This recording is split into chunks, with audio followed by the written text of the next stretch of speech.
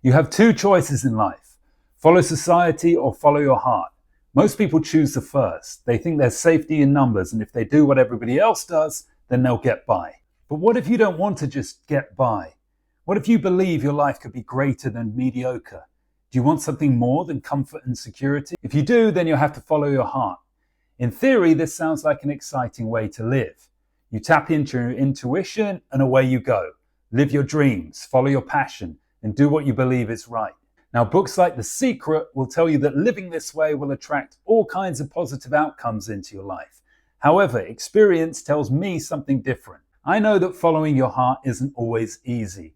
It tends to bring you into conflict with the system, make you stand out, turns you into a target. However, should this stop you and make you follow society instead? I'm now going to tell you a story that should help you with this dilemma. Nelson Mandela made a series of heart-led decisions throughout his remarkable life. Each one initially led him into greater hardship and suffering. First, as a graduate, he refused to return to the Xhosa Kingdom, his homeland, after he finished his studies. He was sponsored by the king of the Tembu tribe, having his school and university education paid for on the understanding that once complete, he would return and become a royal advisor. However, Mandela wanted to become a lawyer.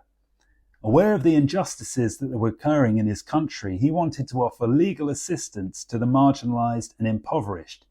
In making this decision, though, he turned his back on a life of relative privilege. As a royal advisor, he would have had a guaranteed job, a steady income, a respected position in his tribe, and to a degree been shielded from the racism that plagued South Africa at the time.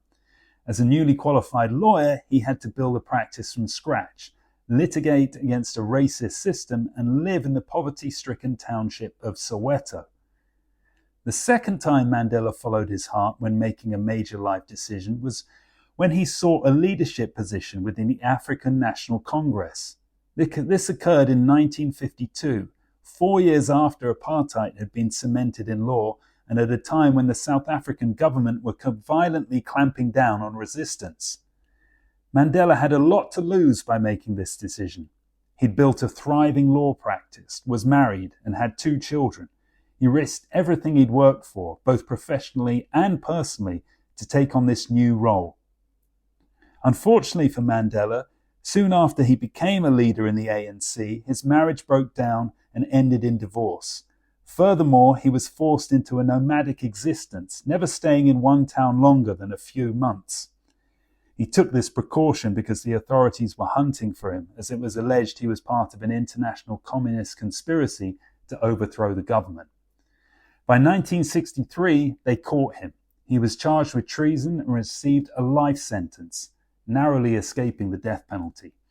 As a result of his heart-inspired decision to become involved in the struggle against apartheid, he spent the next 18 years on Robben Island, one of South Africa's most notorious prisons. He was confined to a 2x2 meter cell with no bed or plumbing and was only permitted 1 visitor a year. By 1985, the situation in South Africa was becoming increasingly volatile. International sanctions, levied as a result of the South African government's refusal to abandon its policy of apartheid, had crippled the economy, and riots were breaking out across the country. In an effort to diffuse the tension, the then President P.W. Botha offered Mandela, who by this time had been moved to another prison, his freedom if he would denounce the violent protests and call for peace. As the leader of the ANC and a figurehead for the cause of freedom, such a declaration would have had a great impact. Perhaps the rioters would have listened, ceasing to riot and relieving the pressure on the government. On a personal level, Mandela could have ended 22 years of imprisonment, finally seeing his family and live life as a free man. However, despite all he stood to gain, he couldn't ignore the call of his conscience and refused to sell out his people. Mandela remained in prison for a further 5 years. In total, he spent 27 years locked up and deprived of his freedom. He missed his children growing up, endured great hardships, and risked his life for what he believed was right. All of this could have been avoided if he'd followed the path of least resistance when making his major life decisions. Should his example warn you against following your heart? No. If anything, it reinforces why it must be done. Change doesn't happen when you listen to society's voice. Only a heart-inspired person can shake up the world and bring greater love, understanding, and innovation to humanity. Despite everything Mandela went through, he won in the end.